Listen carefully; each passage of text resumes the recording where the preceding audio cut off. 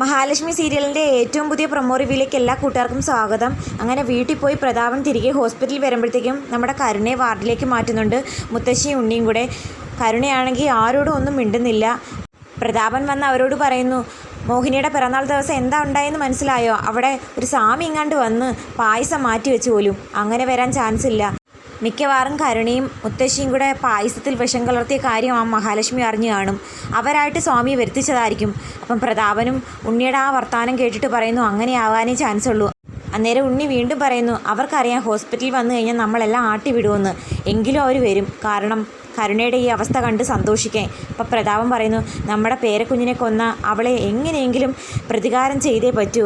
എന്ത് ചെയ്യുമെന്ന് നോക്കുമ്പം അമ്മ പറയുന്നു, നമ്മൾ എന്തൊക്കെ ചെയ്തടാ, ഒടുക്കം തിരിച്ചടി കിട്ടിയത് മൊത്തം നമുക്കല്ലേ. ദാ ഇവിടെ ഒരു കൊച്ച് ആകാശം നോക്കിയിരിക്കുന്നതേ ഉള്ളൂ, ആരോടും ഒന്നും മിണ്ടുന്നില്ല. അപ്പോൾ ഉണ്ണി പറയുന്നു, ഇതൊന്നും വേണ്ടിയിരുന്നില്ല. കുറച്ച് മാസങ്ങൾക്ക് ശേഷം ഞങ്ങൾക്കൊരു കുഞ്ഞ് ജനിച്ചേനെ. ആ കുഞ്ഞിനെ ഉപയോഗിച്ച് കണ്ണേട്ടൻ്റെയും മഹാലക്ഷ്മിയുടെയും മുമ്പിൽ അവരെ വേദനിപ്പിക്കാമായിരുന്നു. ഇതിപ്പോൾ ആ ഒരു ചാൻസ് അല്ലേ നഷ്ടമായത്. മോൻ വിഷമിക്കേണ്ട, നിങ്ങൾക്ക് ഉറപ്പായിട്ട് ഇനിയും കുഞ്ഞുങ്ങളുണ്ടാകും. അവനും അവൾക്കും ജീവിതത്തിൽ ഇനിയൊരു കുഞ്ഞുണ്ടാകത്തില്ലെന്ന് മുത്തശ്ശി പറഞ്ഞ് ഉണ്ണിയെ സമാധാനിപ്പിക്കുന്നു. വീട്ടിലേക്ക് വന്ന ഉണ്ണിയോട് ദുർഗയും പറയുന്നുണ്ട്, പായസത്തിൽ വിഷം കലർത്തിയ കാര്യം ആ മഹാലക്ഷ്മി അറിഞ്ഞു കാണും. അവളായിട്ടായിരിക്കും ആ പായസം മാറ്റി വെച്ചത്. അപ്പോൾ ഉണ്ണി പറയുന്നു, അങ്ങനെ എന്തോ സംഭവിച്ചിട്ടുണ്ട്, അല്ലാതെ നമ്മൾ ആഗ്രഹിച്ച ആ കാര്യങ്ങളൊക്കെ നടന്നേനെ. അങ്ങനെ സംസാരിച്ചുകൊണ്ടിരിക്കവേ നമ്മുടെ മഹാലക്ഷ്മി കരുണാലയത്തിലും ക്ഷേത്രത്തിലും പോയി തിരികെ കമലേശ്വരം വീട്ടിലേക്ക് വരുന്നു. അവളെ കണ്ടതും ദുർഗാമ്മയ്ക്കും ഉണ്ണിക്കും കലി സഹിക്കാൻ പറ്റുന്നില്ല. നിൻ്റെ അമ്മയുടെ പിറന്നാൾ ദിവസം അവിടെ വന്ന സ്വാമി എന്താടി പായസത്തിൽ കലർത്തി ഒഴിച്ചതെന്ന് ചോദിക്കുമ്പോൾ, ഓ എൻ്റെ വീട്ടിലെ സംസാരം ഇവിടെയും തുടങ്ങിയോന്ന് മഹാലക്ഷ്മി പുച്ഛത്തോടെ ചോദിക്കുന്നു. പായസത്തിൽ വിഷം കലർത്തി എന്നെയും കണ്ണേട്ടനെയും കൊല്ലാൻ നോക്കിയത് കരുണയും അവളുടെ അച്ഛനും മുത്തശ്ശിയും കൂടാ. എൻ്റെ കുഞ്ഞിനെ കൊന്നിട്ട് കഥകൾ പൊളിച്ചെഴുതാൻ നിങ്ങൾ നോക്കണ്ടെന്ന് ഉണ്ണി പറയുന്ന സമയത്ത് മഹാലക്ഷ്മി പറയുന്നു, ഞാനല്ലടാ കഥകൾ പൊളിച്ചെഴുതാൻ നോക്കുന്നത്. ദൈവതുല്യനായി വന്ന ആ മനുഷ്യനില്ലായിരുന്നെങ്കിൽ ഇന്ന് നിങ്ങളുടെ മുമ്പിൽ നിന്ന് സംസാരിക്കാൻ ഞാനിവിടെ ജീവനോടെ കാണില്ലായിരുന്നു. നിങ്ങൾക്ക് നിങ്ങളുടെ അനിയത്തിയോട് അസൂയയായിരുന്നു. അവളുടെ വയറ്റിലൊരു കുഞ്ഞ് ജനിക്കാൻ പോകുന്നു എന്നറിഞ്ഞപ്പോഴത്തേക്കും അസൂയ കൂടി. ഏത് മാർഗത്തിലൂടെ ആ കുഞ്ഞിനെ കൊല്ലണമെന്നുള്ള പ്ലാനായിരുന്നു നിങ്ങൾക്ക്. അന്നേരം മഹാലക്ഷ്മി ദേഷ്യത്തോടെ പറയുന്നു, നിർത്ത്, ഞാൻ സംസാരിച്ചാലും നീ നിർത്താൻ പറയോടി എന്ന് ദുർഗാമ്മ ചോദിക്കുന്നു. അത് കേട്ട് കണ്ണൻ പറയുന്നു, പറയും, അതിനെന്താ തെറ്റ്? ഇവരെന്ത് പറഞ്ഞാലും ഏട്ടൻ വിശ്വസിക്കുമല്ലോ, പിന്നെ നീ പറയുന്നത് വിശ്വസിക്കണോ? നീ നിൻ്റെ ഭാര്യ പറയുന്നതല്ലേ കേൾക്കുള്ളൂ. ഒരു കാര്യം നിങ്ങൾ ആരും മറക്കണ്ട, ഈ കമലേശ്വരം തറവാടും എൻ്റെ സകല സ്വത്തിൻ്റെയും നേർപകുതി മഹാലക്ഷ്മിക്ക് അവകാശപ്പെട്ടതാണ്.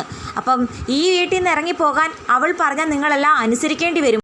ഇന്നലെ കയറി വന്നവൾ അങ്ങനെ പറഞ്ഞാൽ പോലും നീ അനങ്ങത്തില്ലെന്ന് ഞങ്ങൾക്കറിയാടാ എന്നും പറഞ്ഞിട്ട് ദുർഗാമ്മ കണ്ണൻ്റെ മുമ്പിൽ കലി തുള്ളുന്നു. നിങ്ങൾ ചെയ്ത ഓരോ കാര്യങ്ങളും എണ്ണി എണ്ണി പറയാൻ എനിക്കറിയാൻ വയ്യാഞ്ഞിട്ടല്ല, പിന്നെ ഈ സാഹചര്യത്തിൽ വേണ്ടെന്ന് വെച്ചിട്ടാ.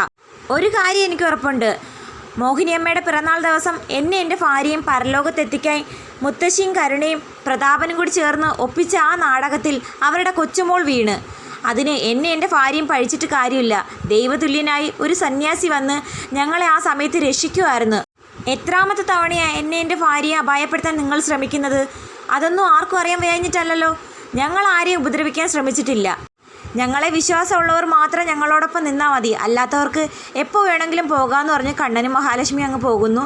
ഉണ്ണിയാണെങ്കിൽ വാമദേവനെയും മേഘനെയും കാണാനായിട്ട് അവരുടെ വീട്ടിലേക്ക് ചെല്ലുന്നു. അപ്പോൾ സീമന്തിനി അമ്മായി ഉണ്ണിയെ കണ്ടപ്പോൾ ഉണ്ണിയോട് പറയുന്നുണ്ട്, മോൻ വിഷമിക്കേണ്ട, അതൊക്കെ ദൈവഹിതമായിരിക്കും. മഹാലക്ഷ്മിയെ ഉപദ്രവിക്കാൻ പോയ ആരും സന്തോഷത്തോടെ ഇരുന്നിട്ടില്ല. ഇവിടെ ഒരാളെ കണ്ടില്ലേ, അന്ന് വീൽ ചെയറിലായതാ, ഇപ്പോഴും സ്വന്തം കാര്യങ്ങൾ പോലും ചെയ്യാൻ പറ്റുന്നില്ല. അന്നേരം ഉണ്ണി പറയുന്നു, അവരറിഞ്ഞുകൊണ്ട് ചെയ്ത ചതിയാണെന്നാണ് ഞാൻ വിശ്വസിക്കുന്നത്. ആ പായസത്തിൽ വിഷം കലർത്തിയ കാര്യം അവർ മനസ്സിലാക്കി എൻ്റെ ഭാര്യയെ ഇല്ലാതാക്കാൻ വേണ്ടി പായസം മാറ്റിവെച്ചതാകും.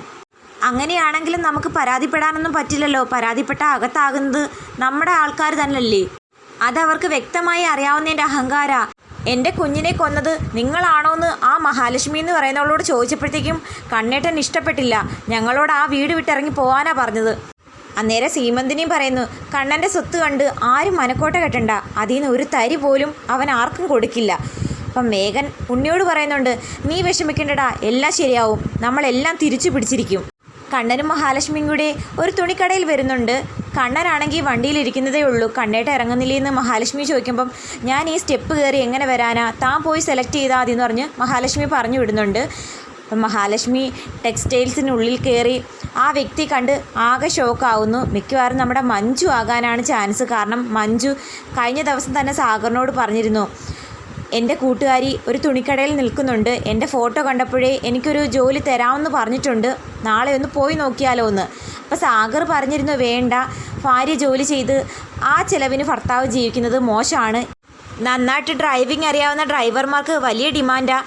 തക്കം പോലെ ആരെങ്കിലും നമ്മളെ വിളിക്കുമായിരിക്കും. അതുവരെ കൂലിപ്പണിക്ക് പോകുന്നതാണ് നല്ലത്. മറ്റു ജോലികൾ തിരക്കി നടന്നാൽ സമയം പോകത്തേ ഉള്ളൂ. സാഗർ മാത്രം കഷ്ടപ്പെടുന്നത് കണ്ട് വിഷമം തോന്നിയ മഞ്ജു സാഗറിനൊരു സഹായമാകാൻ ജോലിക്ക് വേണ്ടി ഇറങ്ങിയതാകുമോ? അങ്ങനെ മഞ്ജുവിനെ കാണുന്ന മഹാലക്ഷ്മി എന്തു തീരുമാനിക്കും?